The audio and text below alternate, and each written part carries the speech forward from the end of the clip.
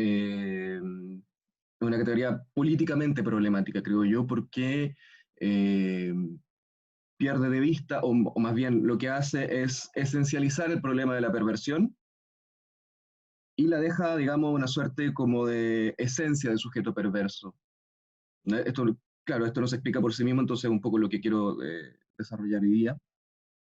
En segunda instancia, lo que quería introducir es que es la importancia de lo que voy a llamar la escena masoquista, o lo que se puede llamar la escena masoquista dentro eh, del abordaje de esta perversión, de la manera de abordar esta perversión. Cuando digo la escena, quiero decir específicamente el teatro que se arma en la perversión masoquista. Y que a mi juicio es un elemento que en el discurso psicopatológico eh, ha sido dejado de lado. Eh, de hecho, cuando Freud habla de masoquismo o de sadomasoquismo, salvo por el texto que vamos a revisar en un par de sesiones que pegan un niño, el problema de la escena masoquista no está en Freud, desaparece del discurso, del campo de discusión de la psicopatología. Y, en tercer lugar, a propósito de la importancia de la escena, lo que me gustaría introducir es eh, dos definiciones o dos distinciones eh, valiosas, creo yo, desde el punto de vista del psicoanálisis lacaniano, que nos permiten plantear la perversión o pensar la perversión de una manera distinta, distinta al esencialismo, digamos, de decir que solamente una persona es perversa, ya sea por la constitución neurológica, la constitución libidinal, dentro del campo del psicoanálisis también, sino que más bien la perversión es una cuestión que se pone en juego, y particularmente la perversión masoquista, se pone en juego en la disposición y en la organización de ciertos elementos que van a conformar una estructura clínica.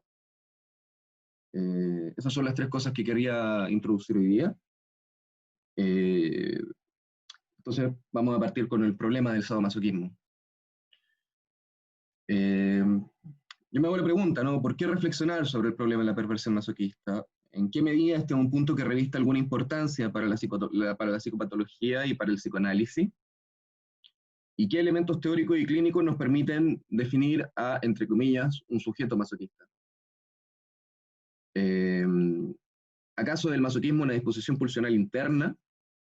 Basta con decir que, como se hizo en algún tiempo dentro del campo psicoanalítico, que la perversión es una suerte de exteriorización cruda o a cielo abierto de la pulsión. Precisamente eso es lo que me parece que habría que poner en cuestión. En distintas posiciones de la psicopatología contemporánea encontramos todavía este término, ¿no?, de sadomasoquismo, para abordar el problema de esta perversión. El sadomasoquismo ha devenido una palabra de uso común tanto en el ámbito científico como vulgar, y en su definición más simplona uno la puede entender eh, como el encuentro de dos personas, uno sádico, ¿no? Es decir, que obtiene satisfacción al infligir dolor a alguien, y otro masoquista que se satisface de los dolores infligidos. Entonces, lo que quisiera mostrar hoy es que las aproximaciones psicoanalíticas clásicas y contemporáneas no distan mucho en realidad de concebir el masoquismo de esta manera. Eh, Como les decía, el sadomasoquismo es una categoría teórica y políticamente problemática, y referirnos a ella le hace un flaco favor a nuestra clínica y nos lleva a hacer explicaciones psicológicas que pueden rápidamente caer en una forma renovada de la teoría del degeneramiento, que impera en aquello que Foucault llamó las ciencias sexuales. Es decir, que, digamos, la perversión tiene que ver con un degeneramiento del instinto, con una desviación del instinto natural. Entonces, a propósito de este problema de la perversión, partamos entonces por Lacan. ¿De qué manera preliminarmente lo aborda él? El problema de la perversión ya había sido fijado, ya había sido objeto de discusión para Lacan desde mucho antes del Seminario de la Angustia, que es el seminario, digamos, cuya bibliografía está asociada para el día de hoy.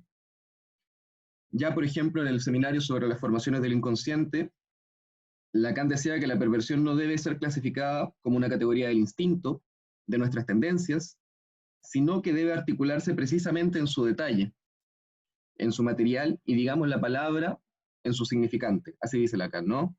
Entonces, articular la perversión al significante, ¿qué quiere decir eso? ¿Qué quiere decir eso? A mi juicio, hay que entender eso como que la perversión hay que entenderla como una estructura. Es decir, como les decía anteriormente, como un ordenamiento de los elementos de la subjetividad que van a permitir a un sujeto sostenerse. Eso es lo que define una estructura. ¿Cómo? ¿De qué manera se sostiene un sujeto frente al deseo del otro? Y en este sentido, el masoquismo, el sadismo, no importa cuál perversión, no es menos estructura que la neurosis obsesiva o la histeria. Podríamos decirlo así, un ordenamiento estructural diferente, pero sigue siendo una estructura. Lacan decía esto justamente para oponerse a esta perspectiva que imperaba en el psicoanálisis de la época y que de repente hoy día todavía la podemos escuchar, que la perversión sería una suerte de manifestación, entre comillas, cruda o pura de la pulsión. Como, es un perverso, pero porque es como una suerte de pulsión en sí mismo, como que ese hombre o esa mujer sería una pulsión en sí misma. Eh, entonces, digamos, cuando entendemos la perversión en su relación al significante, lo que entendemos es que se trata de una posición subjetiva específica que se constituye como respuesta al enigma del deseo del otro. Entonces, esto va a ser muy importante porque tenemos que entender siempre que el sujeto está en relación al gran otro. Y lo primero que es problemático de esta categoría de sadomasoquismo es que elimina por completo la dimensión del otro, de la clínica, del gran otro. Se trata de una respuesta, vamos a decirlo así, imaginaria al problema de la perversión. Abordar un problema a partir de pares opuestos, es decir, sadismo, masoquismo, exhibicionismo, voyerismo también, que se complementan, esta perspectiva siempre debe hacernos sospechar de un abuso del sentido. Es una perspectiva que tiene demasiado sentido, es demasiado perfecta, ¿no?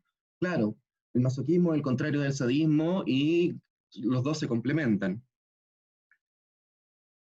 Y eso es lo que yo creo que hay que cuestionar porque teóricamente nos hace caer en perspectivas que tienen consecuencias importantes, creo yo, para la clínica. Eh,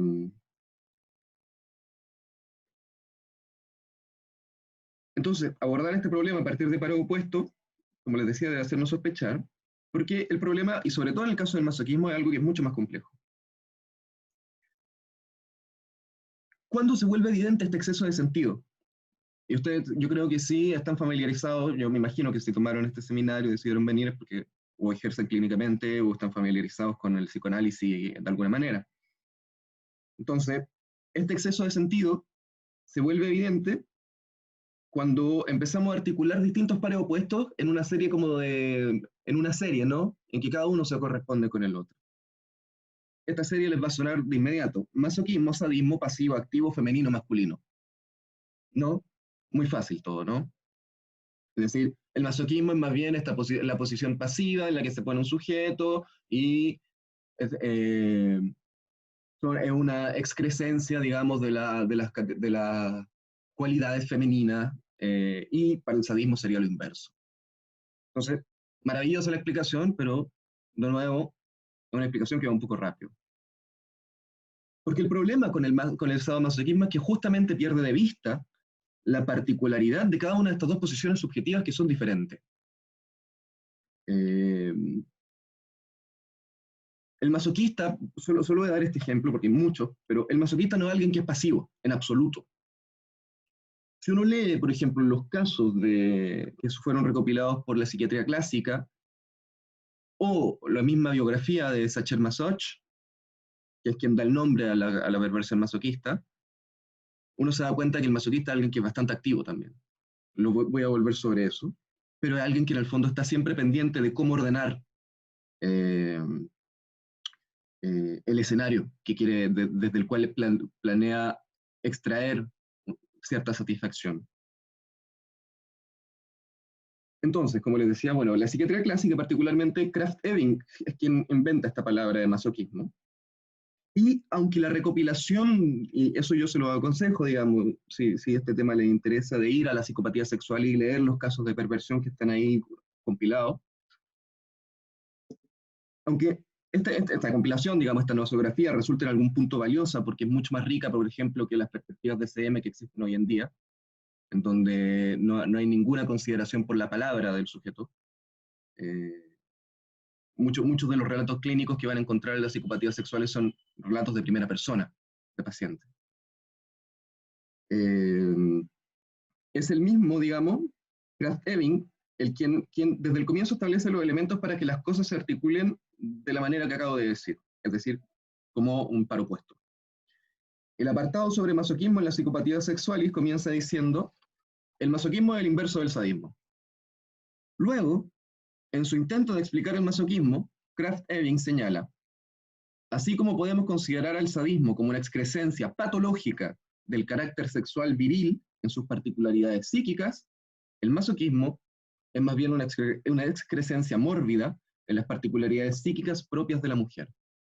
Ustedes se dan cuenta que, digamos, la serie que les decía hace un momento está clarita, digamos, en la descripción de Krafft-Ebing. Y nosotros podemos decir, bueno, claro, pero nosotros no somos psiquiatras, no, ya pasamos la psiquiatría clásica, somos psicoanalistas, qué sé yo, Freud por nuestro lejos, bla, bla, bla, ¿no? Pero el problema, creo yo, lo que hace problemático el masoquismo para nosotros, en tanto que clínico, psicoanalista, es que el masoquismo sea de entrada, o sea, es de entrada problemático para el psicoanálisis por el modo en que fue recibido por el propio Freud. La primera vez que Freud habla en su obra sobre el masoquismo es en los tres ensayos. De hecho, a ver, si leen contemporáneamente, o digamos, cronológicamente la obra de Freud, habla ya de masoquismo en la interpretación de los sueños, pero es en las reediciones que fueron posteriores a 1905, que es cuando se publican los tres ensayos. Pero si somos estrictos con la cronología, la primera vez que habla de masoquismo debería ser los tres ensayos. Y en el apartado que se llama Sadismo y Masoquismo de Freud, podemos leer: la inclinación a infligir dolor al objeto sexual y su contraparte, las más frecuentes e importantes de todas las perversiones, ha sido bautizada por Krafft-Ebing en sus dos conformaciones, la activa y la pasiva, como sadismo y masoquismo, entre paréntesis pasivo. Aun cuando el problema del masoquismo sufriría importantes transformaciones a lo largo de la obra de Freud, y yo quiero ser claro en esto, no se trata como de tirar a Freud al tacho de la basura, en ningún caso. Justamente la gracia de Freud es que hace el masoquismo no solo una perversión, sino que una constitución pulsional, un aspecto de la pulsión. Y, digamos, lo subversivo de eso es que ya no están solamente ahí los masoquistas o los sádicos, que son degenerados, en los términos de la psiquiatría clásica, sino que nosotros también todos estamos concernidos por este tipo de pulsiones de algún modo. Por eso me parece que es importante ser justo con Freud también. Pero si nos remitimos, por ejemplo, al artículo canónico sobre este problema, el problema económico del masoquismo, las manifestaciones clínicas del masoquismo siguen subyugadas en su explicación a la transformación del sadismo en masoquismo. Aun cuando Freud en 1920 haya hecho el masoquismo haya hecho un masoquismo originario anterior al sadismo, pero digamos, este par opuesto nunca logra como desenredarse completamente la obra de Freud.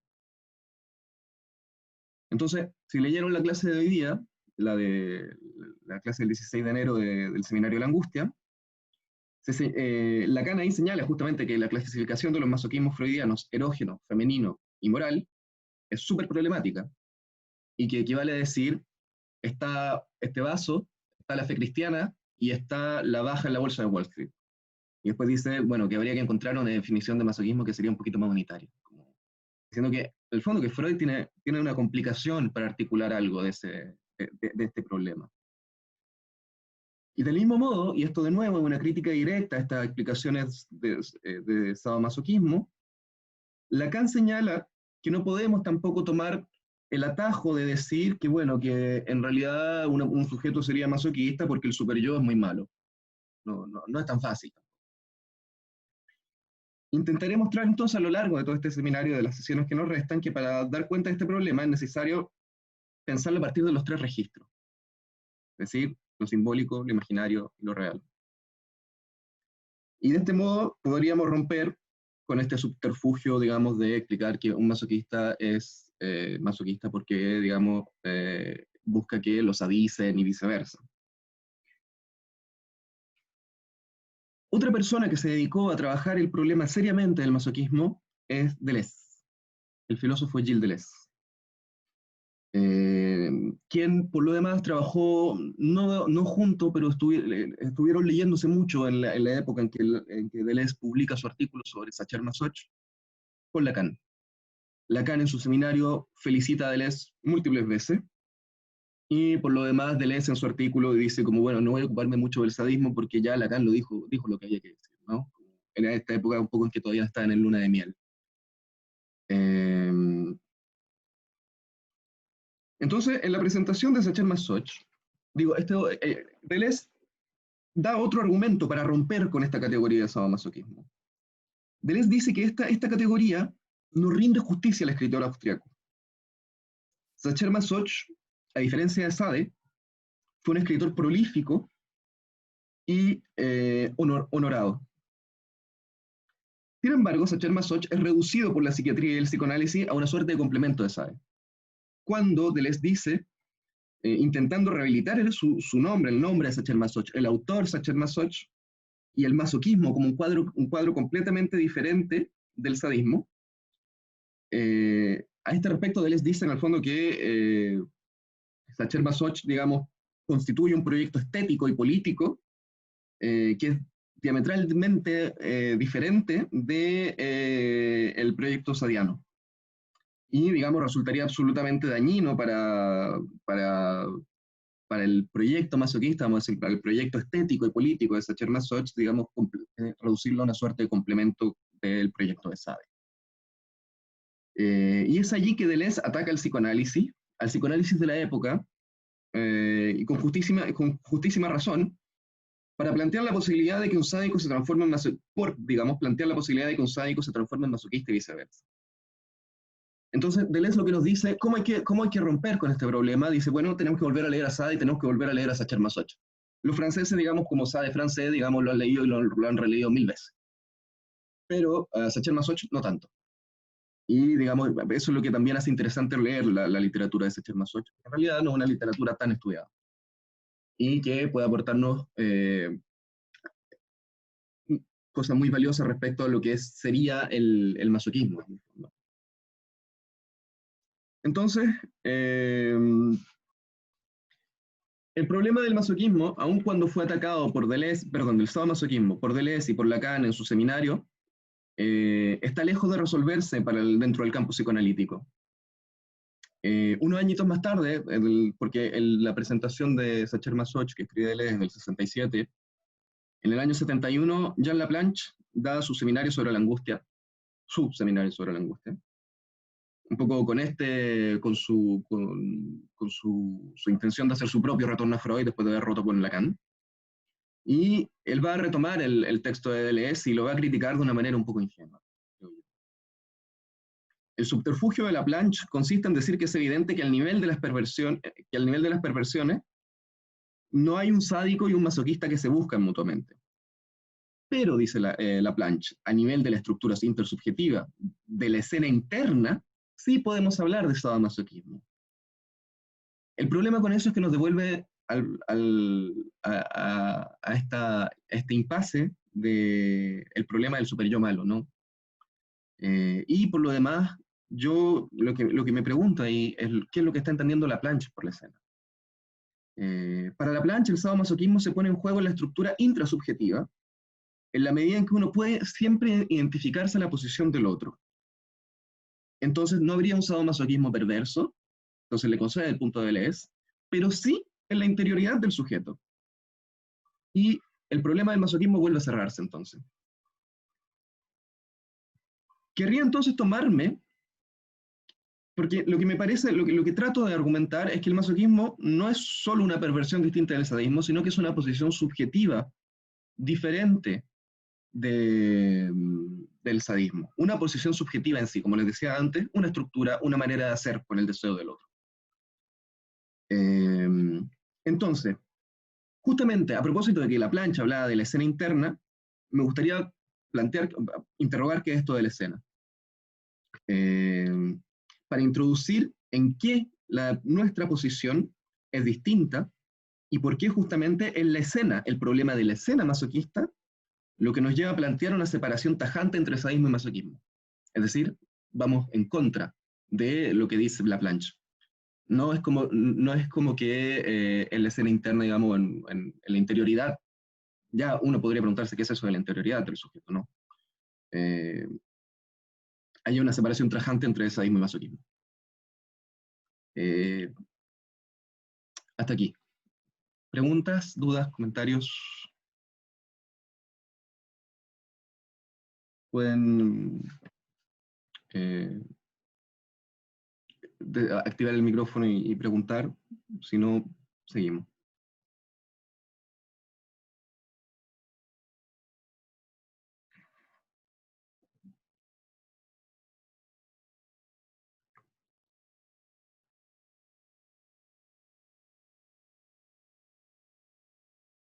¿No? Ok. Vamos a seguir entonces. Aquí quería introducir entonces el problema de la escena masoquista. A mi juicio, el problema de la concepción de la escena de Laplanche reside en que ésta implica, lógicamente, una división entre una escena interior y una escena exterior, que podrían estar tajantemente separadas. Ahora, yo conozco muy poco la obra de Laplanche y probablemente esta perspectiva no se sostenga y no esté igual en la obra a lo largo de la obra de Laplanche. Pero quiero dejar en claro que mi crítica es particularmente la concepción del sadomasoquismo y lo que se subentiende de lo que él está planteando al respecto. Después, digamos, de las proposiciones teóricas de Laplanche, creo que no tengo elementos, digamos, para juzgarla más allá de lo que estoy diciendo. Pero al menos respecto a este problema, me parece que había que puntualizarlo. Uno podría preguntarse, y entonces, ¿qué diferencia habría entre la escena interior y la escena exterior? Digo, a propósito de justamente de que el psicoanálisis nos enseña de que también lo que es más externo y extranjero a nosotros es precisamente aquello que es más íntimo. ¿Por qué separar tajantemente estas dos escenas, entonces?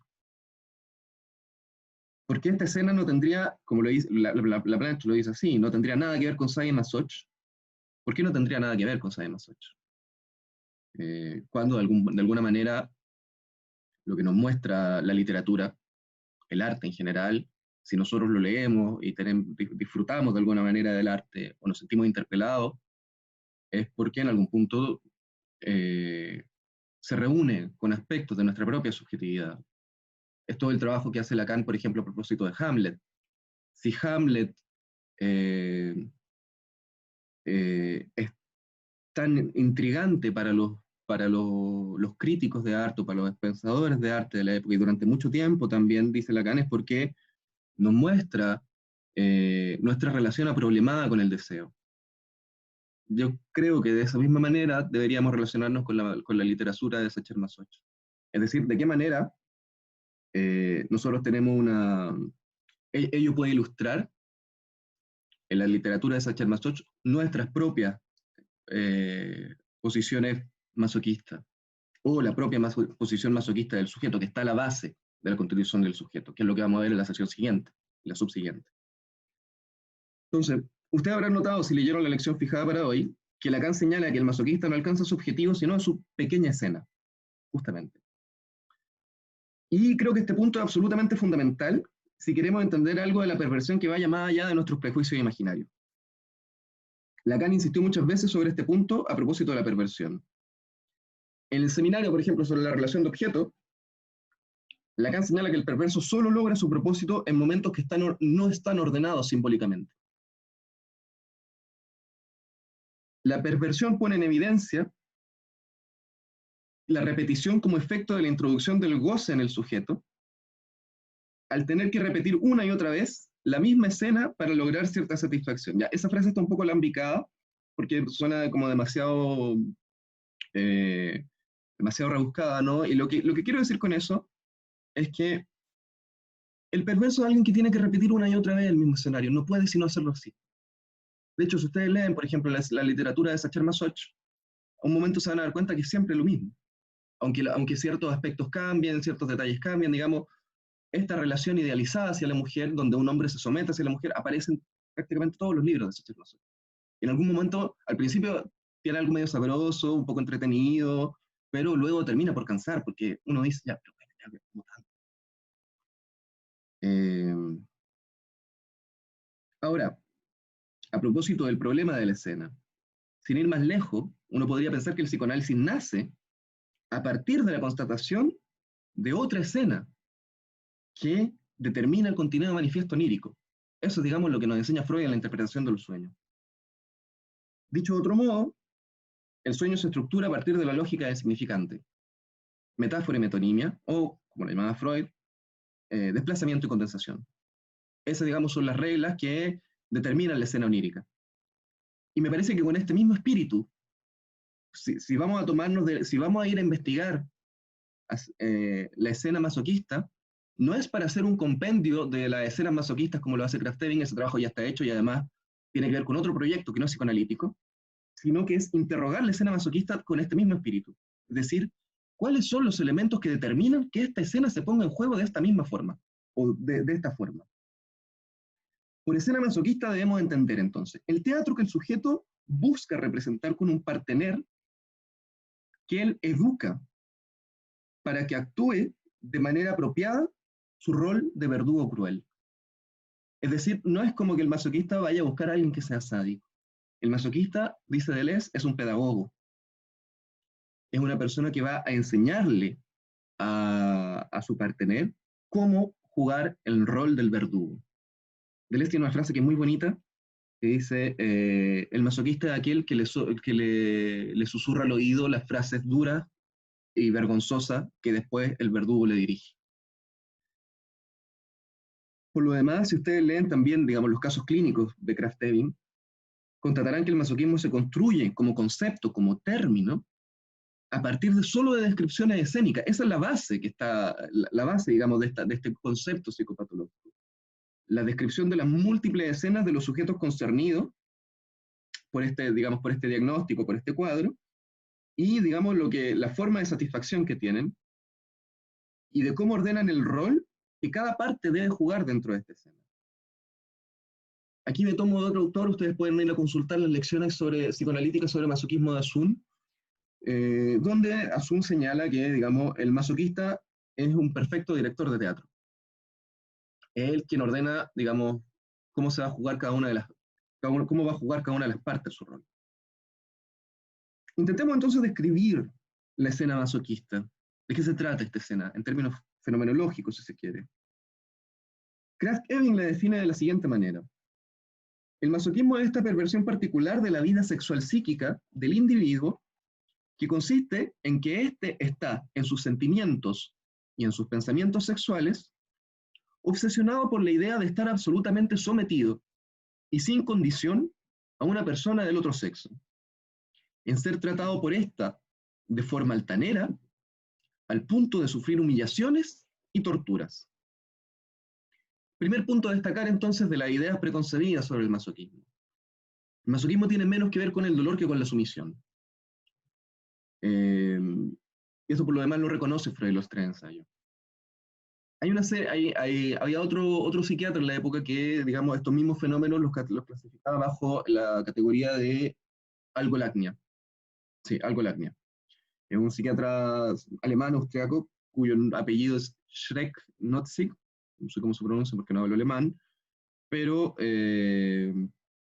digamos, donde justamente el acento estaría puesto no tanto en la escena de la sumisión, sino que más bien en el recibir dolor. Lo que es bonito de esto, y digamos, de hacer el hincapié en la sumisión y no en el dolor, es que es la misma clínica la que nos muestra que no se trata de recibir dolor, sino que se trata de, digamos, de encontrar esta posición de absoluta sumisión y de dependencia total a un otro. Es por lo demás lo que dice Freud en el problema económico del masoquismo. Dice, el masoquista es alguien que se comporta como un niño díscolo, revoltoso, como un niño que le gusta portarse mal. Entonces, y por lo demás, varios casos clínicos de Krafft-Ebing cuentan que cuando ellos descubren que esta posición de sumisión les causa satisfacción, pero que están descubriéndolo, dicen primero, bueno, voy a pedirle a una mujer, por lo general a las casas de prostitución, y le dicen, bueno, voy a pedirle a una mujer que me pegue. Y dicen, puta, efectivamente lo hacen, les pegan, pero y después dicen, en realidad me sentí súper avergonzado, no me produjo ninguna satisfacción, me sentí mal, y no es lo que estaba buscando. Entonces, uno de ellos, con particular agudeza, dice, en realidad, lo que es determinante en la escena masoquista, para que se alcance este goce, este nivel de satisfacción, no sé si decir sexual, sino más bien sensual, eh, para que se alcance este nivel de satisfacción, lo que tiene que haber es una escena, un escenario en que la mujer, estas mujeres ideales de estos hombres masoquistas, sean capaces de tomen la posición de aquel que decide sobre la vida y la muerte de este sujeto. Lo que nos lleva a una escena primordial, es decir, la escena en que Freud, en Inhibición, Síntoma de Angustia, habla de desamparo, creo que esa es la palabra ocupada en español, desamparo, de este desamparo frente al otro, y que por lo demás es la misma escena que él evoca a propósito del complejo del semejante en el proyecto de psicología. No voy a profundizar en este momento sobre esto, pero les aseguro que vamos a volver porque es importante. Entonces, históricamente el nacimiento de la noción del masoquismo está ligado a las escenas ficticias del escritor de Sacher-Masoch. Digo, porque es importante este lazo entre psicoanálisis y literatura también. Krafft-Ebing era compatriota y contemporáneo de Sacher-Masoch. De hecho, cuando se publica La psicopatía sexualis, Sacher-Masoch le escribe a Krafft-Ebing y le dice como, oye, como no ocupís mi apellido para describir eso, ¿cachai? Como, por favor, como, qué deshonor. Y sin embargo, esta descripción fue acuñada en gran medida porque muchos de los casos que eran seguidos por el psiquiatra austriaco hacían referencia a la obra del escritor para dar cuenta de sus inclinaciones sexuales. Esto es maravilloso. La noción de masoquismo nace de un diálogo estrecho entre psiquiatría y literatura, así como el psicoanálisis mismo. Es a partir del campo de la neurología, de la psicología, de la psiquiatría, de la literatura y del arte, digamos, que todo ese diálogo interdisciplinar que daba vueltas, digamos, en la Austria del siglo XIX, es finalmente un caldo de cultivo para que surja el psicoanálisis. Ahora bien, cuando digo que en el fondo son los propios pacientes quienes nombran a Sacher-Masoch para definir sus tendencias o sus inclinaciones sexuales, ellos dicen, bueno, cuando le cuentan a Krafft-Ebing como un poco lo que estaban pasando o las escenas que les causaban satisfacción, ellos dicen en algún momento, me sorprendió mucho encontrar en las novelas de Sacher-Masoch, y particularmente en La Venus de las Pieles, mis mismas tendencias, mis mismos ideales de mujer. Entonces, eso es lo que le permite a Krafft-Ebing dar el vamos y decir, bueno, esta perversión se llama masoquismo. Y genera hace este movimiento de antonomasia del apellido de Sacher-Masoch. Que vamos a volver sobre ese problema de la antonomasia del apellido porque hay una historia biográfica de Sacher-Masoch que es importante al respecto. Ahora bien, para definir aún más la escena, lo que les leeré a continuación es un recuerdo de infancia de Sacher-Masoch, y pueden encontrar su versión novelada en La Venus de las Pieles. Sacher-Masoch relata que en su infancia ya tenía un ideal de mujer, la tía Zenobí. Dice él, la más bella y al mismo tiempo la más galante de todas las mujeres del condado. De repente, la condesa, orgullosa y estupenda, en su abrigo de piel entró, nos saludó y nos besó, lo que siempre me llevaba a los cielos. Sacher-Masoch, ahí terminó la cita, Sacher-Masoch estaba jugando a la escondida en este recuerdo y decide ocultarse en el armario de su tía. Es testigo entonces de una escena de adulterio entre su tía y un amante que finalmente es descubierta por el marido de la condesa, su tía que también era condesa. Al entrar a la pieza, el marido, quiero decir, la condesa le da un golpe de puño en la cara y este se va de la pieza. Enseguida, el pequeño Leopold, el pequeño Sacher Masoch, es descubierto por esta condesa y le dice, yo te voy a enseñar a ser espía entonces. Y le pega, le da una paliza. Sacher Masoch describe, y aquí cito, las lágrimas me subieron a los ojos, pero tengo que reconocerlo, aun cuando me torcía por los golpes crueles de la bella mujer, experimentaba una suerte de goce. Cierro la cita.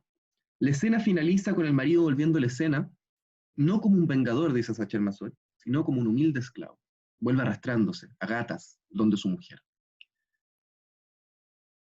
Evidentemente también sobre este problema vamos a volver, particularmente en la sesión que está dedicada a Deleuze, pero porque aquí se juegan muchas cosas en esta escena, que es la escena primaria del masoquismo, o la escena primaria de Sacher Masoch, que uno también la puede encontrar en Rousseau. Si ustedes leen las confesiones de Rousseau, uno va a encontrar algo parecido.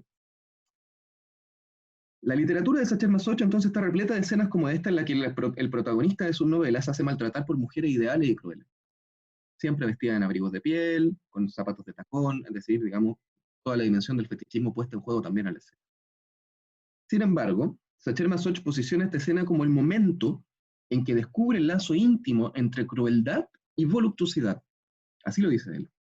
Y esto es maravilloso, porque muchos años antes que el propio Alfred Binet, que es el psiquiatra que para explicar el fetichismo propone que hay una suerte de asociación entre el placer sexual, una asociación a temprana edad, y un objeto que no tiene nada que ver, digamos, con el placer sexual a priori, Sacher Masoch sitúa esta escena como el origen psicológico de su gusto, del mismo modo que lo hace Rousseau.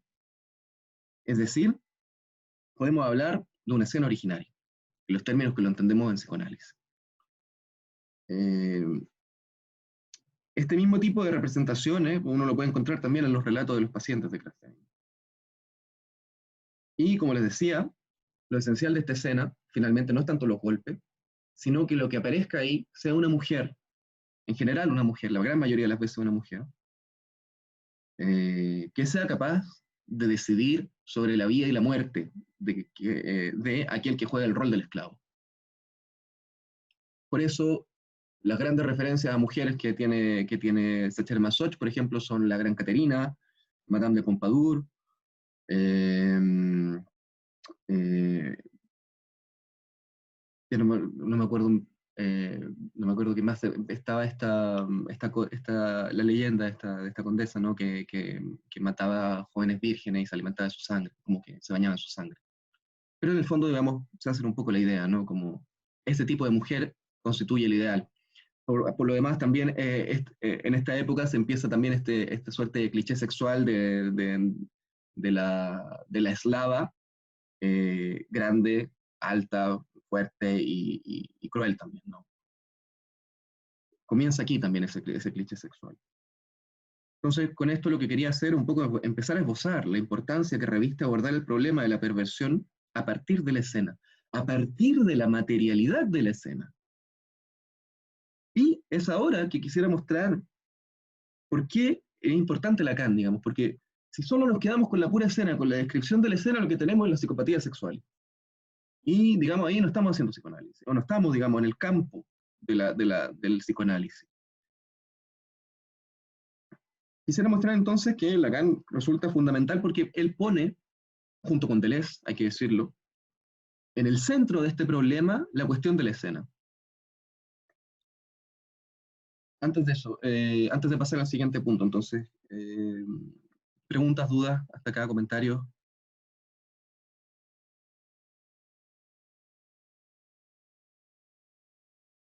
Perdón, una consulta. Sí. ¿Podría ampliar un poquito más la idea del masoquismo como más que ver con la sumisión que con el dolor?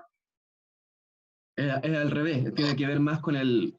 no, sí, perdón, con la sumisión que con el dolor, sí. Sí.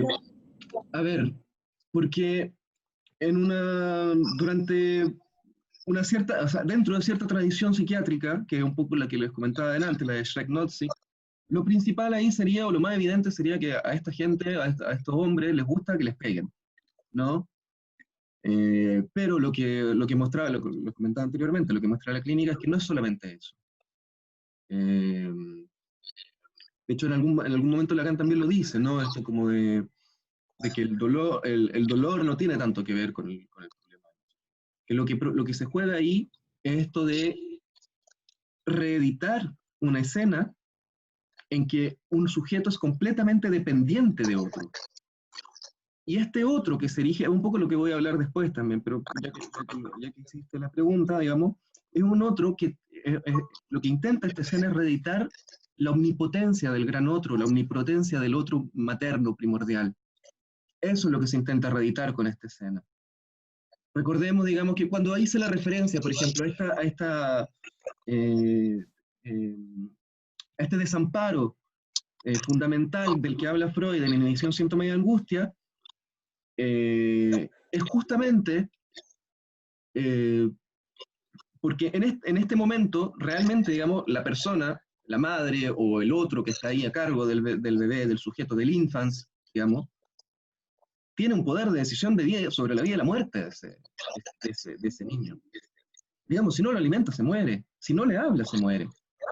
Y hay algo de esa escena que busca ser reeditada en el masoquismo, de esa sumisión absoluta, justamente. Que ahí hay una sumisión que es real, biológica, diría Freud. Eh, Eso, como diría yo. Sí, sí. Sí, me Entonces, queda más claro. Estarían presentes ambos, tanto sumisión como dolor, pero sería entonces, tendría más que ver con la sumisión que con el dolor. claro. El dolor, eso, de hecho, es una de las preguntas que yo mismo me había estado planteando en el último tiempo, que, claro, pero el dolor también juega un rol importante. Efectivamente, a esta gente le pegan, ¿no? O quienes se satisfacen de esta manera, el pegar cumple un rol. Entonces, lo que yo, lo que me da la sensación, no lo puedo afirmar, es que el rol que cumple el dolor, o cómo deberíamos abordar el dolor en esta escena, es como una manifestación de un goce que no tiene que ver con el goce fálico. Si puedo permitirme explicarlo de esa manera. Es un poco una búsqueda que no es tan distinta de la búsqueda del goce que tienen los místicos. A ver, Lacan, por ejemplo, en el seminario sobre la ética hablaba de los místicos, como es una empresa que intenta ir más allá de la ley simbólica, digamos, eh, para reunirse, vamos a decirlo así, con el goce.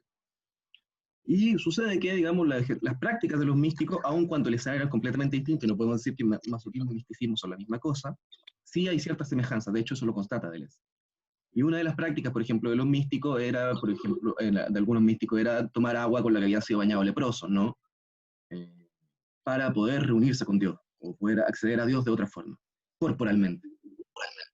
Yo creo que el dolor en la escena masoquista, no lo puedo afirmar, pero tengo esa hipótesis, juega un poco ese rol, como un intento como de reunirse con otro tipo de goce, un goce que no es fálico. Eso diría. Gracias. Gracias por la pregunta. Sigamos entonces. Eh, Tengo una consulta. ¿Sí? Eh, me interesa si se puede profundizar en el tema de la escena originaria. Eh, Sobre todo en esta distinción con el instinto natural de Rousseau, como que eh, eh, desde la relación de estos sistemas motivacionales que Ah, tienen que ver con una etapa que se ve tal vez más bien del psicoanálisis relacional, que es la armonización, ujú, que ujú. esta consolidación de las emociones, como crear una rúbrica emocional en la primera infancia y que se consolida.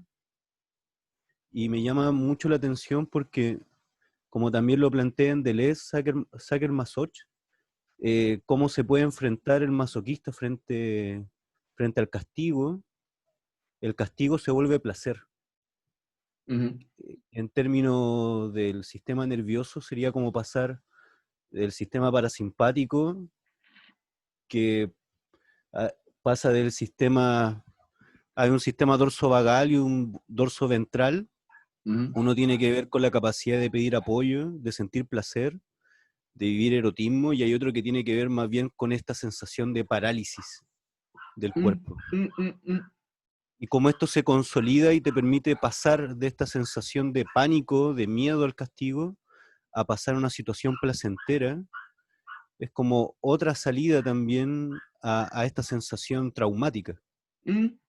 Sí. Y voy al tema de la escena originaria, también me gusta mucho Reich, porque también está esto de la naturaleza, esta naturaleza, primera naturaleza y segunda naturaleza, que habla de Les, de Sade, pero parece que este tema de la escena originaria, más que pulsión natural, parece que es escena originaria, como que, Sí, sí, sí, claro.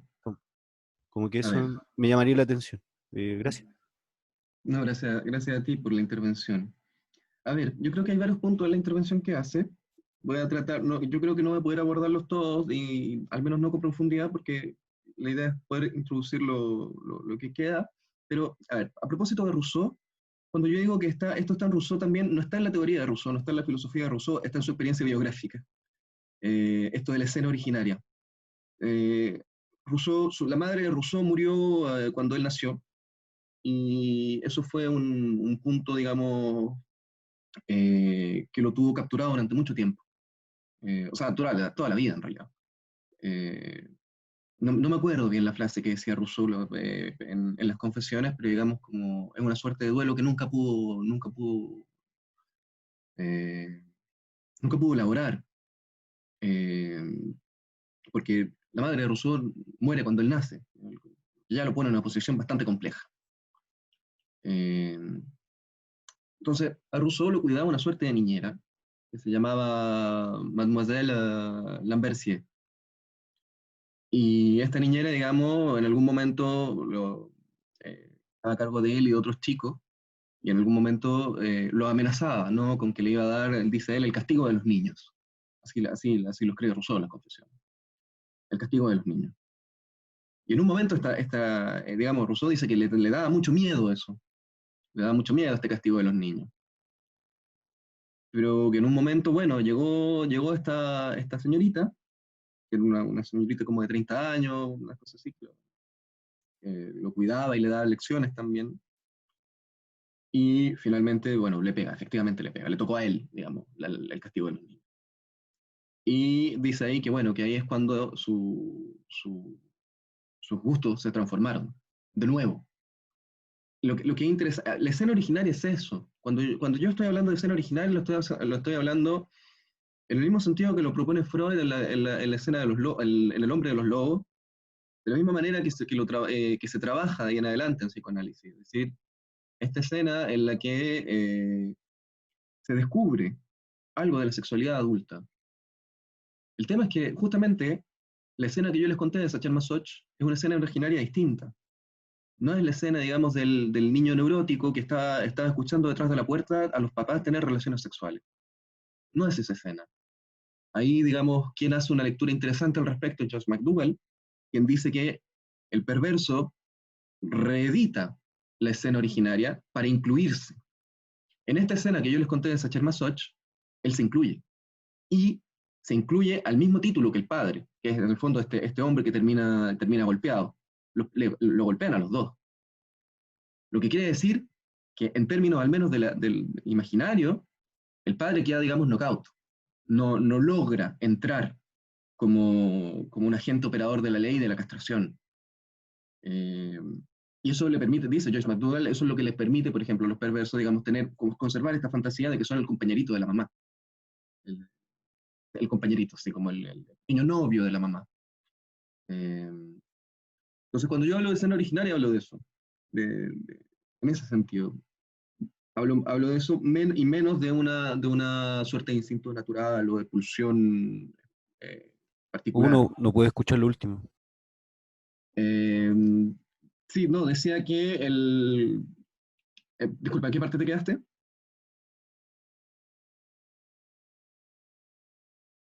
Oh,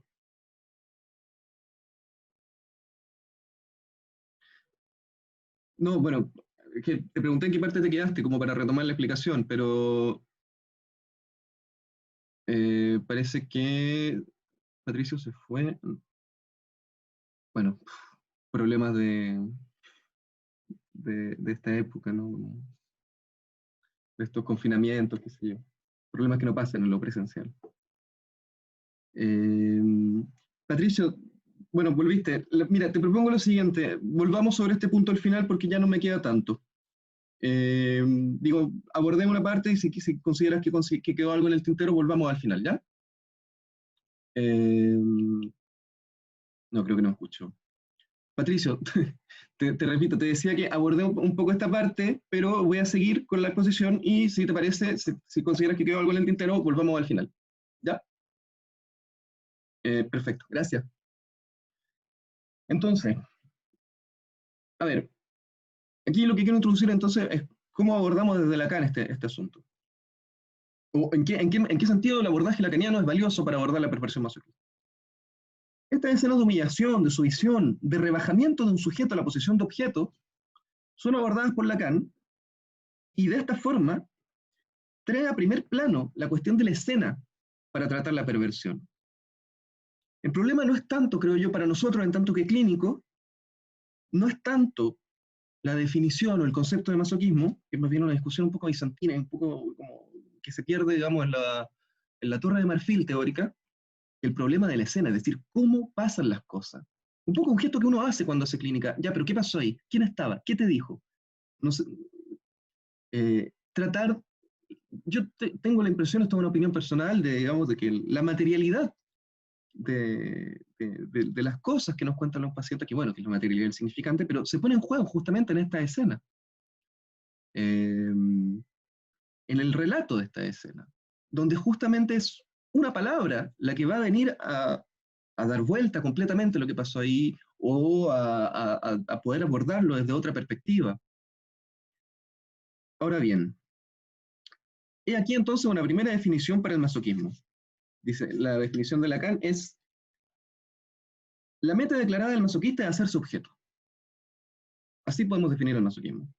El sujeto masoquista, me permito aquí un abuso de lenguaje porque hablar de sujeto masoquista no es evidente, es aquel que intenta ocupar la posición de un objeto de desecho, una mascota, un objeto sobre el cual se tiene derecho de propiedad, una mercancía o una cosa a tirar a los perros.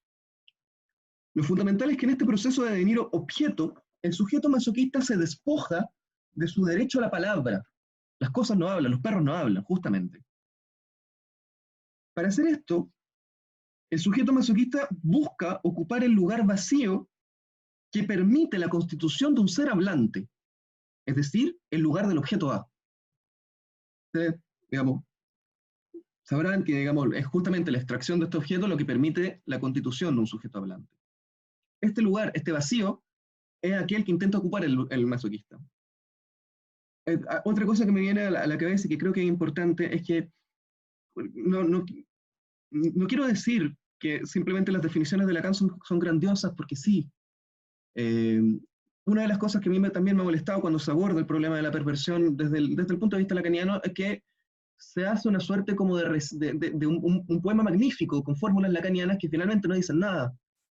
Justamente, creo yo, es ir a la materialidad de la escena lo que nos permite como plantearnos seriamente el problema clínico del masoquismo, o el problema clínico de la perversión. Digo, hay unos poemas maravillosos como, no, el perverso es aquel que busca tapar la falta del otro, el perverso es aquel que hace de su deseo la ley. Que a propósito es una de las cosas que introduce Lacan en la lección que ustedes leyeron. Pero me parece que estas enunciaciones hay que articularlas justamente con los relatos clínicos, con nuestra clínica. Entonces, el objeto A logra instalarse como falta en la medida que la función paterna ha operado. Eso es otro punto importante. De allí que en la lección que ustedes leyeron, Lacan dice, es el deseo del padre el que hace la ley. Esa frase tiene un alcance que es tremendo. Y yo creo que este es uno de los puntos cruciales de este seminario. El padre es el agente operador de la castración. Está la falta fundamental en el otro, por una parte, aquello que no puede ser recubierto por el significante, el agujero al origen de todo sujeto, y frente al cual el sujeto termina por desvanecerse, pero la castración significa esta falta como goce sexual. De ahí, por ejemplo, que el problema de los neuróticos sea justamente la sexualidad, porque frente a este agujero, el neurótico se sostiene ligándolo al goce sexual, al problema de la sexualidad. Pero no es lo mismo para el psicótico. Cuando ustedes ven a un paciente, por ejemplo, o escuchan a un paciente que está en pleno acceso maníaco, lo que uno está escuchando ahí es un sujeto que está completamente aspirado, como dice un psicoanalista Marcel Chermak, por la gran jeta del otro. Es decir, ahí en la sexualidad no opera como una significación de esta falta. ¿Se dan cuenta de lo que quiero decir? Es decir, la castración es esta operación que anuda este agujero con la sexualidad. Ese es el rol de un padre. Esa es la operación que hace el padre como agente de la función paterna. Esta unión es el efecto de la castración operada por el padre, bueno, como agente de la función paterna. De nuevo, para retomar un poco este álgebra lacaniano, ¿no?, que también estaba en la lección que leyeron ustedes hoy día. Cuando Lacan dice que en su esquema menos phi aparece allí donde A, el pequeño A, el objeto pequeño A, falta, quiere decir precisamente esto. Es decir, que aquí el agujero fundamental, ese agujero que está al origen del lenguaje, ese agujero que está al origen de la constitución subjetiva, se le ha dado una significación sexual. Y eso es, por ejemplo, lo que vemos que falló completamente, que está completamente fracasado en un sujeto psicótico. El sujeto, en cambio, masoquista, inventa y repite un escenario en el que este agujero es sustituido por él mismo. Él ofrece su cuerpo para que este agujero deje de existir. Él se ofrece en carne y hueso al gran otro.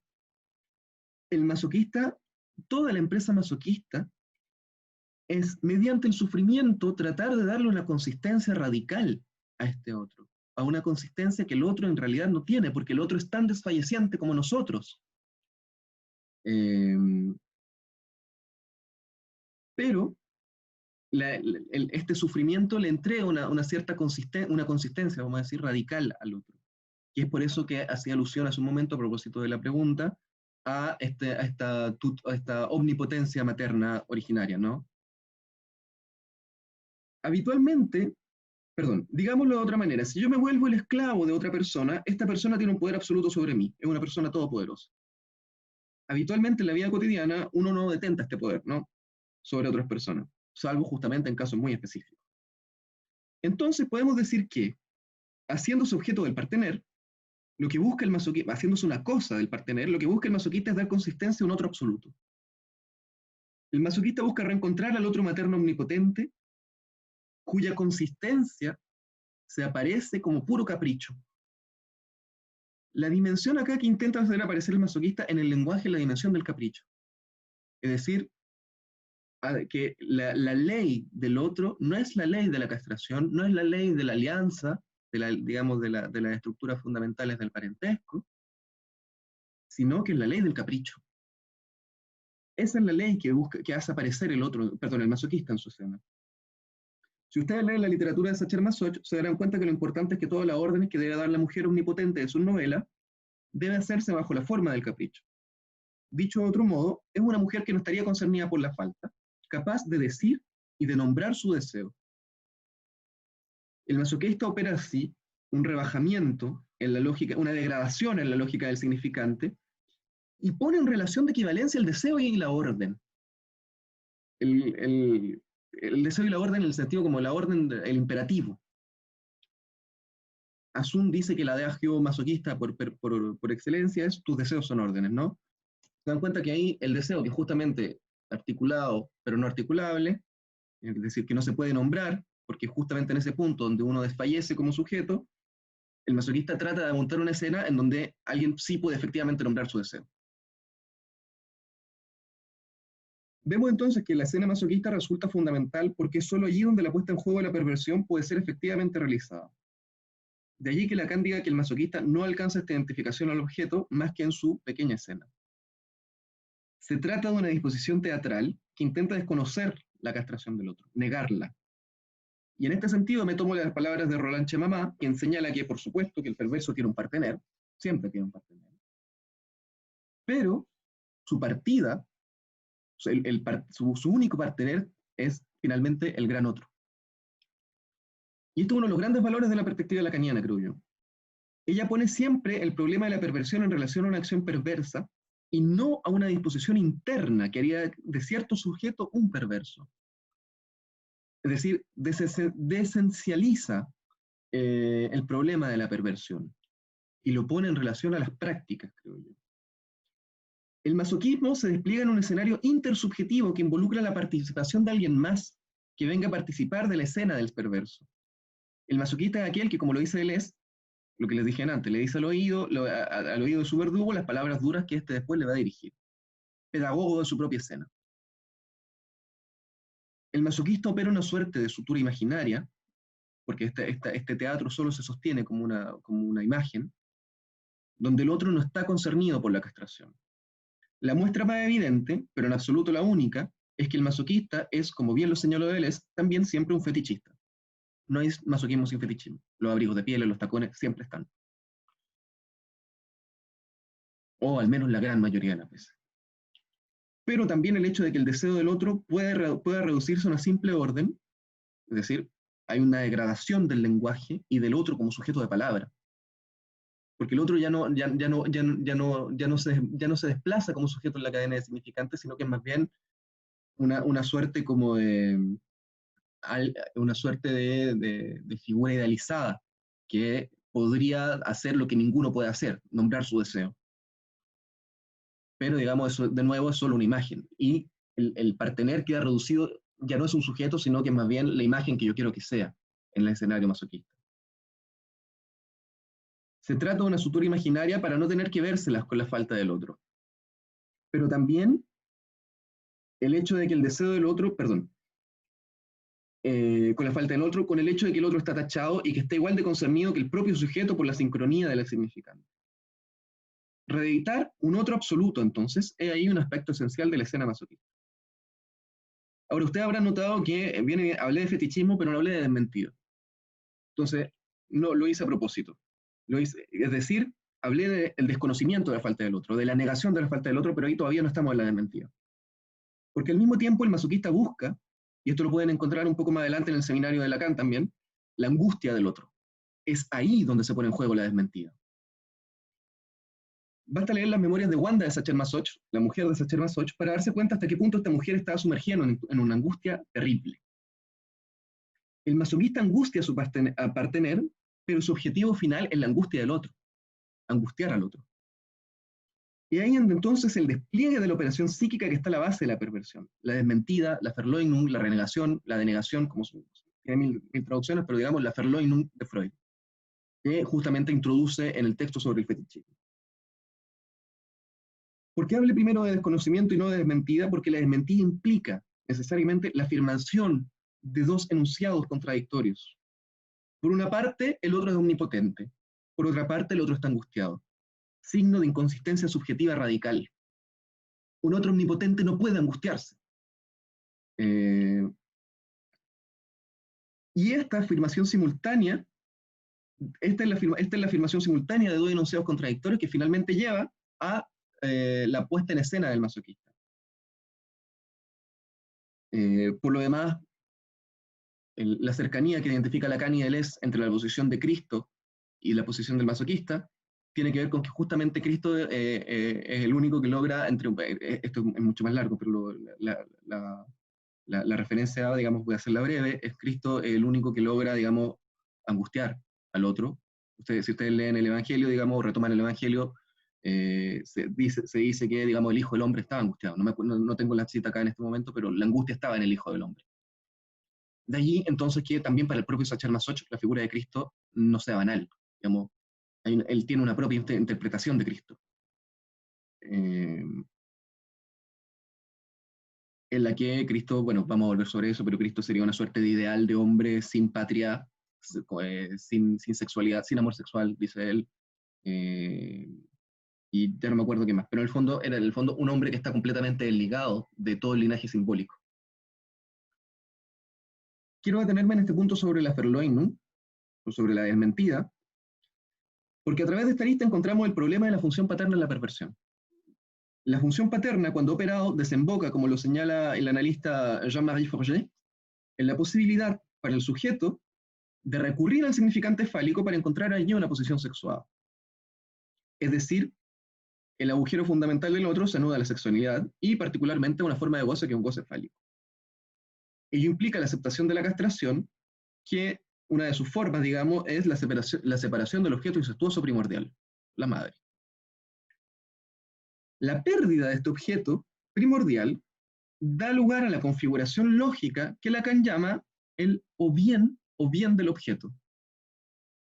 Es decir, el conector, digamos, o. Y ello Lacan lo aborda a propósito de la relación del sujeto al falo. O bien soy el falo del otro y no puedo tenerlo, o bien lo tengo y por lo tanto no lo soy. La castración implica esa separación lógica. Es decir, o es el uno o es el otro. O bien el sujeto del falo y por tanto no lo tiene, o bien lo tiene y por tanto no lo es. El sujeto neurótico procrastina en su relación al deseo justamente porque no ha renunciado a esta posición de ser el falo.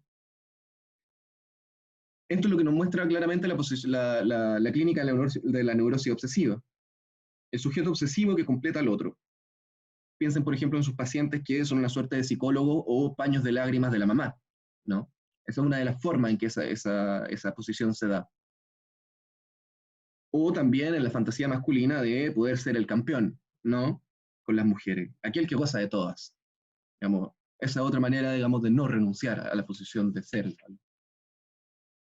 Pero en la perversión, estos dos enunciados contradictorios se conjugan al mismo tiempo. Y esto está al final del seminario sobre el deseo y su interpretación, digamos, el perverso es y tiene al mismo tiempo el falo. Ese es el aspecto estructural de la desmentida. La desmentida no es simplemente, digamos, que vamos a poner sobre la falta de pene en la mujer, vamos a poner un fetiche. Evidentemente es eso, pero digamos, eso es la vertiente más imaginaria en la que se manifiesta la desmentida. Lo que es interesante, y bueno, Freud lo hace también, esa es la gracia de Freud, es dar cuenta, digamos, de la articulación gramatical, estructural que está a la base de ese gesto del fetichismo en el fondo. Y es justamente la desmentida como la afirmación y la negación de dos contrarios. Sí, la mujer está castrada, no, la mujer no está castrada, al mismo tiempo. Eso es lo que pone en juego el fetiche. Lo que dice Lacan en el seminario sobre el deseo, a propósito de la perversión, que esto solo puede lograrse, digamos, y es el falo, y además lo tiene, solo puede lograrse en la escena de teatro. Lo que el sujeto no tiene, lo tiene en el objeto, y lo que el sujeto no es, lo es su objeto idealizado. Justamente, ese es todo digamos, el juego, o un poco lo que busca armar la escena masoquista. Que el sujeto tenga y sea el falo al mismo tiempo, porque por un lado es el objeto que completa al otro, pero por el otro lado tiene este objeto que es completamente ideal también, esta mujer que es omnipotente. La sumisión y veneración que el masoquista hace de su partener es precisamente esta reunión de dos enunciados contradictorios, evidencia que la operación de la castración ha fallado. O fallado, una palabra que a mí me genera algunas preguntas, pero bueno, vamos a decirlo así por mientras. En su lugar, el sujeto perverso elige desplegar la desmentida a partir de su puesta en escena. En vez de o bien, es un y. En lo explícito de la escena masoquista, este busca identificarse al desecho, al animal doméstico, para elegir un otro absoluto, pero en tanto que director de teatro, el masoquista es tiránico. No va a aceptar ninguna modificación que salga de la puesta en escena, y es capaz de ir lejos, muy lejos, en el control que este ejerce sobre el partener, para que cumpla de forma correcta su rol de verdugo cruel. El escenario masoquista apunta a ejercer un control absoluto sobre el otro y porta perjuicio contra la dignidad de sujeto de este. Es lo que les decía adelante. Reduce el otro, digamos, a una suerte de pieza de su teatro.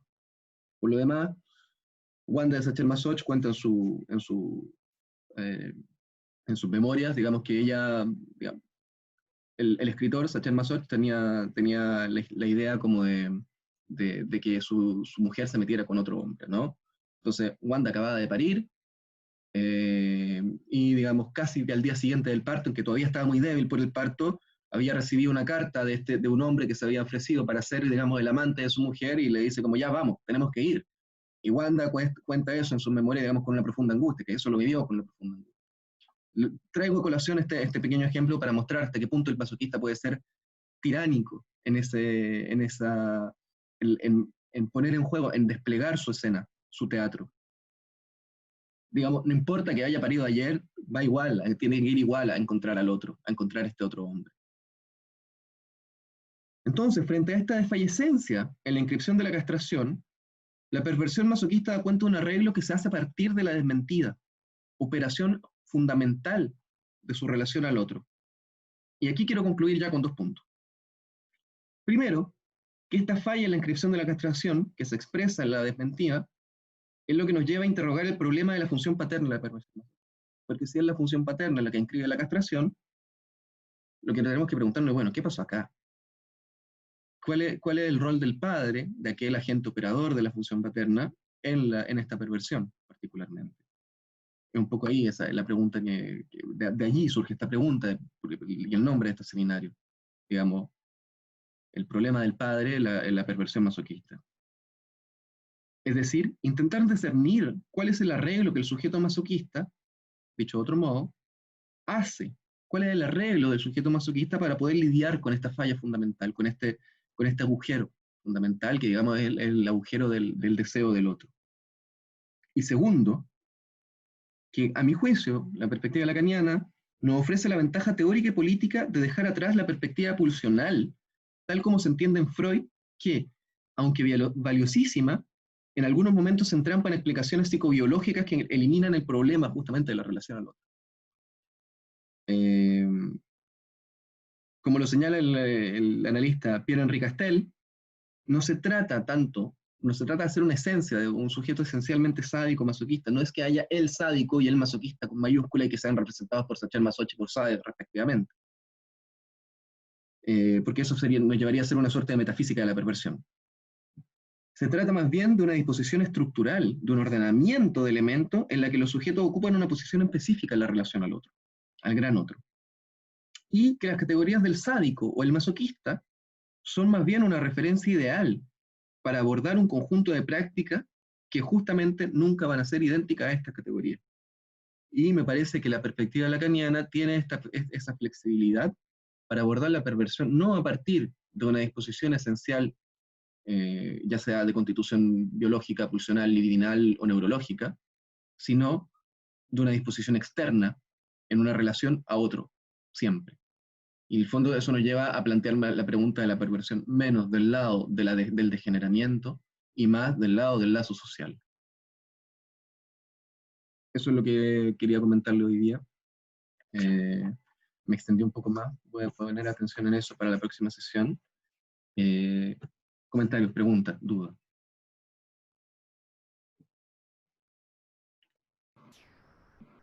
Yo tengo unas preguntas. ¿Sí?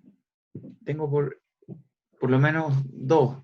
La primera es que, como lograste explicar y despegar teóricamente muy, muy bien esta relación imaginaria entre el sádico y el masoquista, parece más una ilusión que algo que se pueda constatar en la materialidad de los casos, ¿no? En ese caso, ¿qué permite hablar de perversión como conjunto? ¿Sí? Esa es la primera pregunta, ¿no? ¿Cómo queda entonces la categoría de perversión si es que reúne cosas que son tan distintas, ¿no? Eso es lo primero.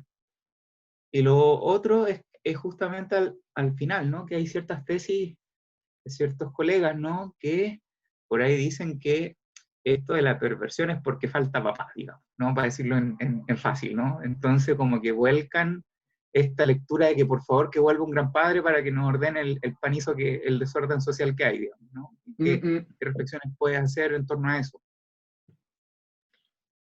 Yo encuentro que gracias por la pregunta, Felipe, porque encuentro que son dos preguntas súper valiosas sobre las que yo me sigo preguntando mucho o me hago no pocas eh, hipótesis, no sé. Yo me pregunto por esto, por si acaso es simplemente como, o yo más bien lo que trato de hacer es pensar la cuestión del padre, tomando, digamos, tu segunda pregunta, o de la función paterna, no tanto como una suerte de llamado a que vuelva papá, justamente. Eh, porque eso siempre es un llamado imaginario. Es decir, es el mismo llamado, digamos, de la República de Weimar que trajo a- al ascenso de los líderes nazis, eh, digamos, este llamado a la omnipotencia de alguien, ¿no? Eh, por eso me parece importante decir que la función paterna es una operación lógica, que la discusión que uno podría dar en este sentido es cómo se la arreglan sujetos o ciertos sujetos cuando esta operación no ha sido puesta en marcha en un determinado sujeto. Entonces, una de las cosas que yo creo que uno podría pensar es que lo que algunos colegas dicen es que hay otros arreglos, ¿no? Eh, hay otros arreglos que pueden prescindir del nombre del padre. Es por lo demás la tesis de Joyce, ¿no? Como de Lacan sobre Joyce. Eh, pero también eh, me parece que en algunos discursos hay una suerte de banalización de la función paterna, como si la función paterna fuera efectivamente solamente este padre, digamos, que es un hombre necesariamente y que habla ronco y qué sé yo. Eh, cuando la función paterna en el fondo es un operador lógico para que se constituya un sujeto. Eh, y eso, digamos, nos lleva a la primera pregunta que planteaste, que es, en el fondo, ¿de qué sirve hablar de perversión? En realidad es una gran pregunta, porque justamente Pierre Henri Castel tiene un libro que se llama Perversión, análisis de un concepto, que no sé si está traducido al español, pero es buenísimo a este respecto, porque él dice, como, en realidad no hay ningún elemento como biológico o específico que nos permita hablar de perversión. Digamos, no hay una suerte como de práctica sexual normal. Y en ese sentido, ¿de qué vale hablar de perversión? Entonces, el gesto que hace él es desplazar el problema de la perversión del aspecto sexual y desplazarlo hacia el aspecto de la malignidad. Y cuando él habla de malignidad, dice que más bien la perversión sería justamente esta idea esta tendencia a degradar hasta lo más, a degradar en el fondo la condición de sujeto de otra persona. Lo interesante de esa tesis es que justamente nos permite pensar, uno, la perversión como práctica, no como una esencia. Dos, no solamente las prácticas perversas de ciertos sujetos, sino que también instituciones perversas. Instituciones que están justamente, que operan de una manera que buscan sistemáticamente reducir sujetos en su dignidad de sujeto. No sé, bueno, hay miles de ejemplos, digamos, a lo largo de la historia de eso. Y quizás por ahí sí vale la pena hablar de una empresa perversa, es decir, de esta empresa que reduce, que intenta como eh, eh, dañar, vamos a decirlo así, no es la palabra que está buscando, pero dañar el ser de otro sujeto, y degradarlo en su condición de sujeto. Eso diría yo. Alejandro. Hola, ¿me escuchas?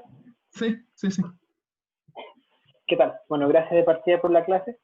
Una pregunta se me ocurre bien al voleo, como se dice, a propósito de la relación que mencionabas entre el autoritarismo político y masoquismo, ¿no? Pensaba si uno ve, bueno, ya sea ¿no? el caso de Hitler o quizás incluso fenómenos donde uno puede tener más acceso a ver el discurso que establecen los seguidores, por ejemplo, a propósito de Bolsonaro, Castro, etcétera, con ese tipo de autoritarismo, que me da la impresión que ha aparecido una cosa bastante rara, que es algo así como el deseo de, como una especie de transferencia del deseo masoquista, por así decirlo, en el sentido de que hay un deseo de que alguien imponga esa ley, ¿no? Y que alguien haga del deseo su ley, pero que nunca es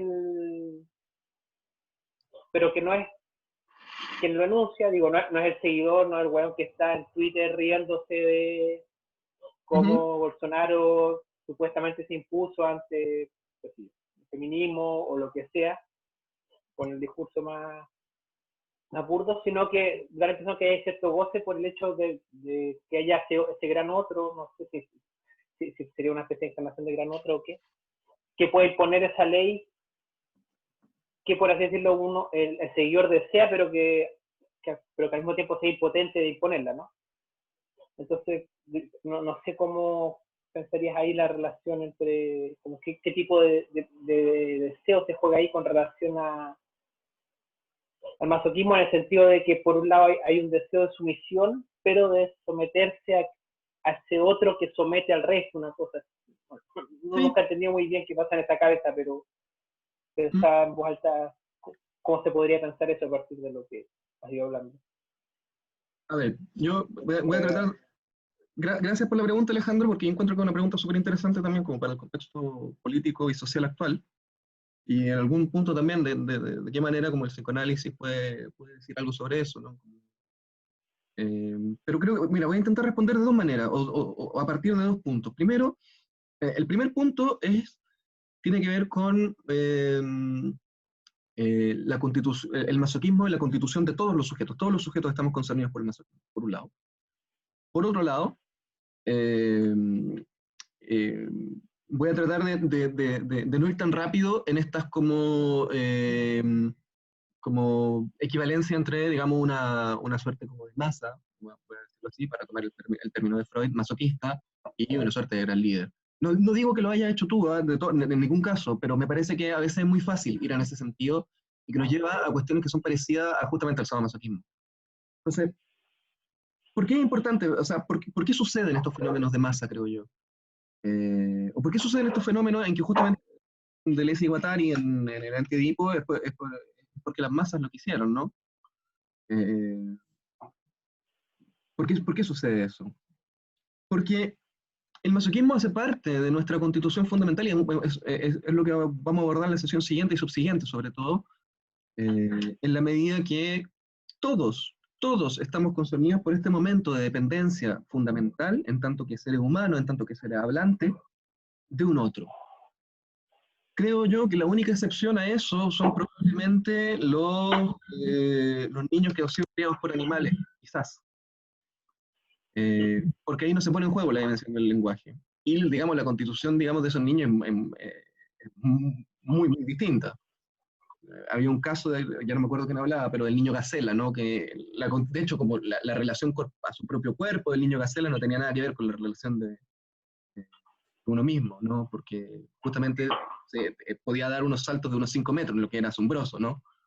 Pero filo, eso no es lo importante. Lo importante es que en la medida que estamos inscritos en el lenguaje, en la medida que estamos inscritos en el lenguaje, todos estamos sometidos también a las leyes del significante y todos pasamos por esa sumisión a un otro que habla y que nos somete a eso.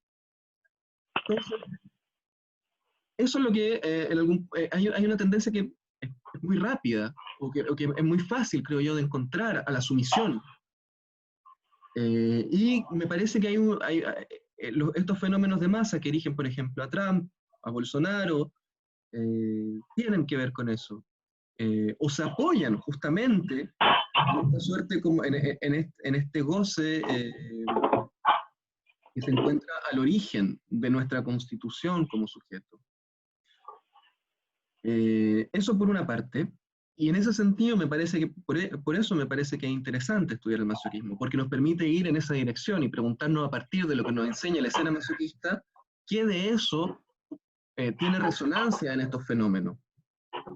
Pero justamente lo que me parece que a veces se puede hacer demasiado rápido es hablar como de que, es que en el neoliberalismo todos los sujetos son masoquistas.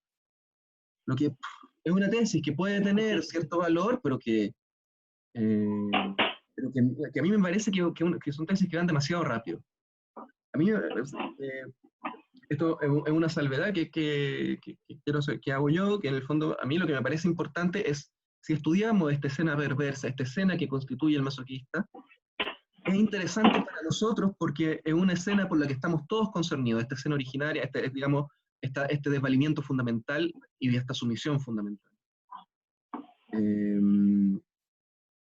Y en ese sentido, me parece que hay que interrogar estos otros elementos de la vida subjetiva de esa manera, digamos. No tratando de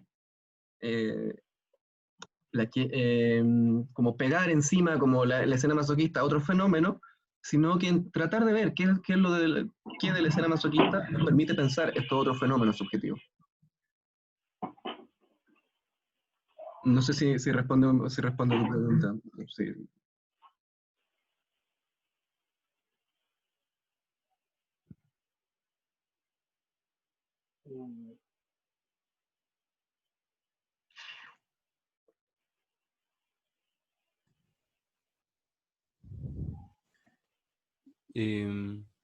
Justo justo en el momento que explicaste sobre la escena originaria que consulté, se me fue el audio, así que no escuché nada. Después si hay alguna grabación, algo, se agradece. También me quedé con esto de la posición de angustia de la madre en relación con el obsesivo. Sí. Esto de gozar de toda y el paño de lágrima de la madre, y la posición del masoquista respecto a la angustia de la madre y su omnipotencia. Ajá. Y me quedo pensando también algo que me mueve mucho, que tiene que ver con los círculos de varones antipatriarcales, que a veces se dan en instancias feministas, y hay como una suerte de dejarse ser humillado respecto de hablar de lo peor que uno ha hecho como hombre, y también esta figura de un hombre violador, de un hombre que satisface su deseo como de lugar, de esta cultura de la violación, y de estos otros hombres que reciben como esta condena, reciben esta culpa y participan en estas redes también. Como que no sé si se puede ver esto en clave masoquista o si hay una diferenciación ahí, pero es un comentario que dejo. Sí, a ver, yo creo que me parece, así como lo decía a propósito de los fenómenos de masa, me parece que es ir demasiado rápido, decir como, bueno, estos círculos de varones antipatriarcales, qué sé yo, que se ponen en una posición masoquista, también de repente puede ser ir demasiado rápido. De partida yo tendría que saber quiénes son estos círculos. Entiendo que existen, qué sé yo, que hay gente que participa de ellos, pero digamos, yo no sé bien lo que pasa ahí adentro. Ahora bien, respecto, digamos, de qué podría haber de masoquista en eso. Digamos, tratando de tomar ese hilo, porque planteaste varias cosas, pero voy a tratar de tomar eso. No hay, digamos, lo que podría haber de masoquista en eso es que es, digamos, tratar de buscar a todo precio el hacerse representar dentro del lazo social. Sí, digamos, no estoy diciendo que los círculos de varones antipatriarcales sean todos así, pero como en toda lógica de grupo, como en toda lógica colectiva, el hecho de hacerse representar a todo precio, qué sé yo, o bajo cualquier forma, para tener un lugar en el lazo social, eso tiene algo de masoquista. Por lo demás, en la lección que leyeron para hoy día, Eh, Lacan dice, como querer su objeto de deseo siempre es masoquista. Que en el fondo esa es toda la búsqueda que hace, que hace un sujeto masoquista, es decir, capturar la atención del otro para que consiste, para la consistencia del otro.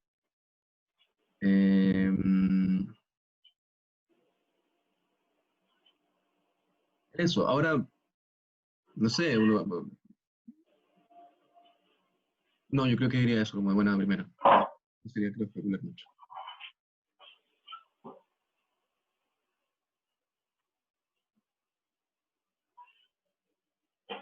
Yo tengo una pregunta que arrastro desde quizá desde el trabajo anterior y quizá tiene que ver con esto como de la clínica, pensando como más específicamente, más allá como el masoquismo que nos concierne a todos, como de estas estructuras como más específicas. Y algo que tú sostuviste harto fue que en el fondo hay que ir un poquito más allá de estas consignas como un poco simplistas que dicen que, por ejemplo, los perversos no van a clínica porque no demandan. Entonces, quería preguntarte en el fondo por si ya pensamos que, sobre todo en la clínica más, digamos, neurótica, la coordenada o una de las pistas que contribuyen como la dirección clínica es el deseo. Acá, ¿cómo se podría pensar eso, en el fondo? Teniendo en cuenta como esta estructuración en donde la falla en el fondo es como taponeada por este como... Es curioso porque en el texto de Lacan dice que la identificación al objeto A como que nunca se logra. Entonces quizá ahí puede haber alguna pista, pero quería ver qué pensabas tú.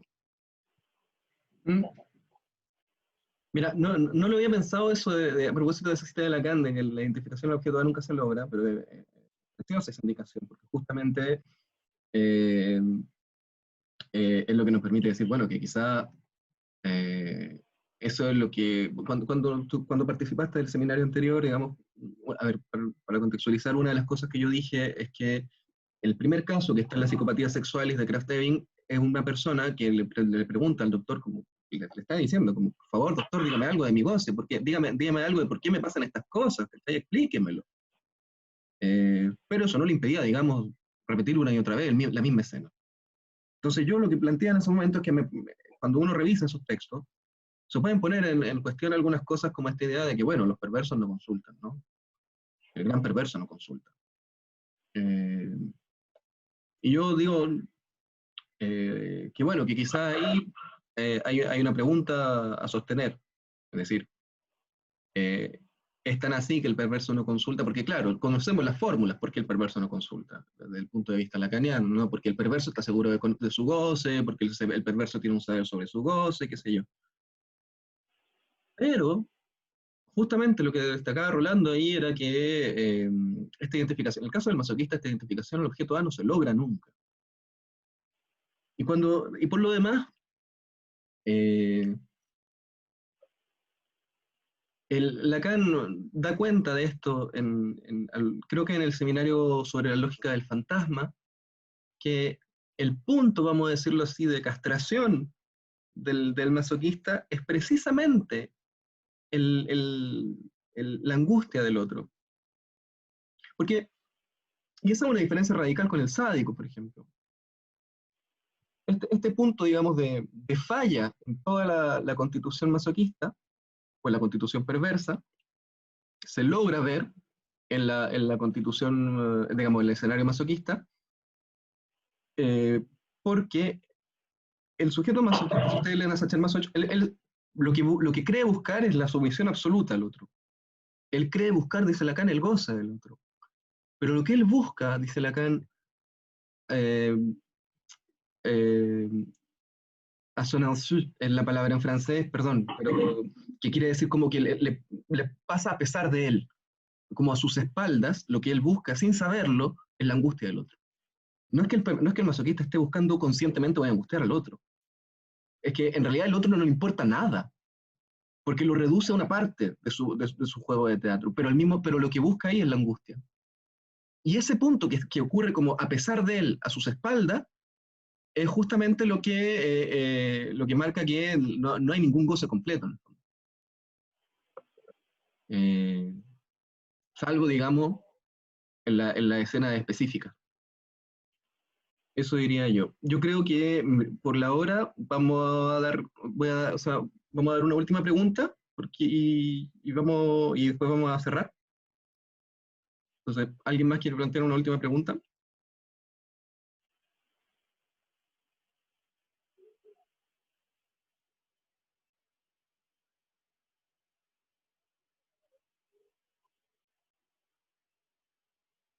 Ok. Bueno, si no hay más preguntas, lo podemos dejar hasta acá porque era hasta las 6:30 y ya estamos pasados unos 20 minutos. Igual partimos un poquito más tarde. Entonces, la sesión siguiente va a ser el día 4 de julio, es decir, el sábado siguiente a la misma hora, a las 5 a las 5 de la tarde de París, y bueno, cada uno verá la hora en sus respectivos países. Y la idea de hoy era introducir un poco, a partir de estos cuestionamientos, a la noción de sadomasoquismo y por qué sería importante hablar de la perversión masoquista, introducir el problema de la función paterna.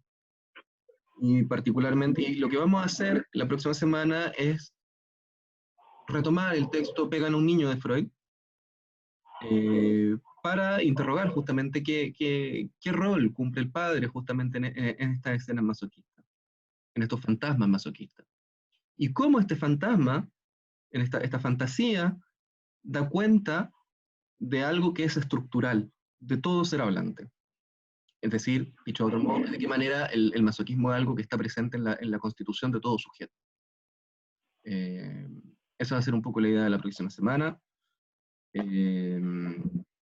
Y eso, bueno, le agradezco mucho por venir, o por asistir virtualmente, y nos vemos la próxima semana. Muchísimas gracias.